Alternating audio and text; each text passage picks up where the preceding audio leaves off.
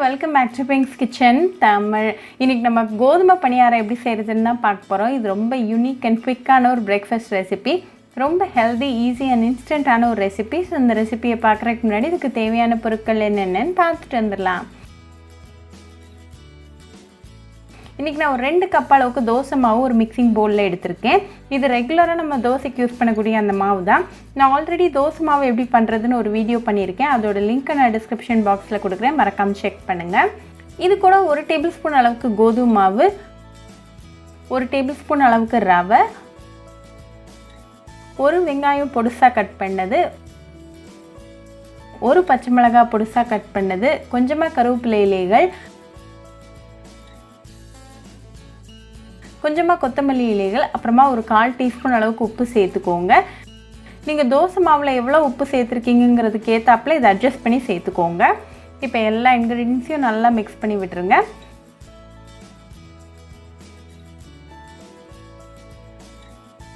இப்போ எல்லாம் மிக்ஸ் ஆகி ரெடியாக இருக்குது. ஸோ இது ஒரு 10 நிமிஷம் அப்படியே இருக்கட்டும். 10 நிமிஷத்துக்கு அப்புறமா கொஞ்சமாக கடுகு, உளுத்தம்பருப்பு, கடலைப்பருப்பு வச்சு தாளித்து கொட்டிடுங்க. இதையும் நல்லா மிக்ஸ் பண்ணிடுங்க.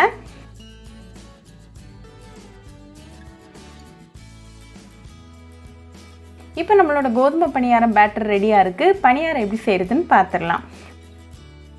ஒரு கேஸ்ட் அயர்ன் பணியாரம் பேனை சூடு பண்ணிக்கோங்க. ஒவ்வொரு குழிலையும் ஒவ்வொரு டீஸ்பூன் அளவுக்கு எண்ணெய் சேர்த்துக்கோங்க.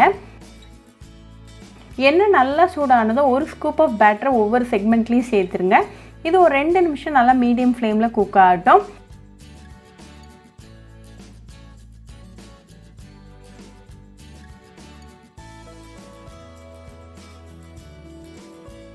ரெண்டு நிமிஷத்துக்கு அப்புறமா அடுத்த சைடு திருப்பி போட்டு அகெயின் ஒரு 2 மினிட்ஸ் நல்லா மீடியம் ஃப்ளேமில் குக் ஆகட்டும்.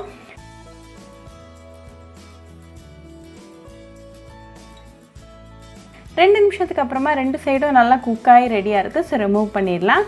இப்போ நமக்கு சுவையான கோதுமை பணியாரம் சூப்பராக ரெடி ஆகியாச்சு. இது நல்லா சூடாக கொஞ்சமாக சட்னி கூட சர்வ் பண்ணி ஃபேமிலி அண்ட் ஃப்ரெண்ட்ஸ் கூட என்ஜாய் பண்ணுங்கள். ரொம்பவே ஈஸி, டெலிஷியஸ் அண்ட் குவிக்கான ஒரு பிரேக்ஃபாஸ்ட் ரெசிபி. ஸோ கண்டிப்பாக இந்த கோதுமை பணியார ரெசிபியை உங்கள் வீட்டில் ட்ரை பண்ணி பாருங்கள். ட்ரை பண்ணிவிட்டு எப்படி இருந்துச்சுன்னு எனக்கு கமெண்ட்ஸில் சொல்லுங்கள். ஒரு சூப்பரான ரெசிபியோட உங்களை பார்க்குற வரைக்கும் பாய் ஃப்ரெண்ட்ஸ். உங்களுக்கு இந்த வீடியோ பிடிச்சிருந்தா லைக் பண்ணுங்கள், ஷேர் பண்ணுங்கள், கமெண்ட் பண்ணுங்கள் அண்ட் மறக்காமல் சப்ஸ்கிரைபும் பண்ணிடுங்க. கூடவே பக்கத்தில் இருக்க பெல் ஐக்கானையும் கிளிக் பண்ணிக்கோங்க. அப்போ தான் நான் போடுற வீடியோஸ் எல்லாம் உங்கள் நோட்டிஃபிகேஷனில் வரும். உங்களுக்கு ரெசிபிஸ் இங்கிலீஷில் பார்க்கணுன்னா பிங்க்ஸ் கிச்சன் சேனலை பாருங்கள். சேனலோட லிங்க் நான் அந்த டிஸ்கிரிப்ஷன் பாக்ஸில் கொடுக்குறேன், மறக்காமல் செக் பண்ணுங்கள். இன்னொரு இன்ட்ரெஸ்டிங்கான ரெசிபியோடு உங்களை பார்க்குற வரைக்கும் பாய் ஃப்ரெண்ட்ஸ்.